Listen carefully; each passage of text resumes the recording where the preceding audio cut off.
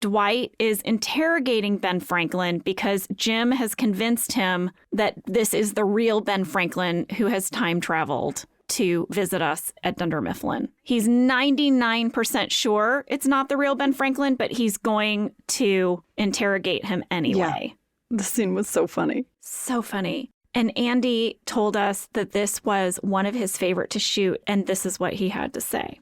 There were a bunch of scripted lines in that scene where Rainn Wilson is challenging this Ben Franklin impersonator, trying to trip him up. But one that he improvised was, "Are you nearsighted or farsighted?" That was not in the script. It was never discussed beforehand that he was going to say that. He just threw that out in the middle of a take. And because I had just read the Wikipedia page about Ben Franklin, knew that Ben Franklin invented the bifocals.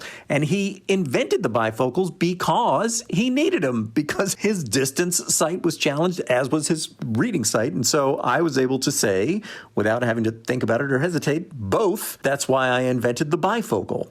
That is an unusual kind of magical improvised moment. It's so strange that he asked me a question for which I was prepared with the perfect answer. In fact, when they called cut, I remember Mindy Kaling saying, "Did you guys work that out beforehand?" And we were both like, "No." And we were all kind of stumped. It's very strange that that's an improvised moment.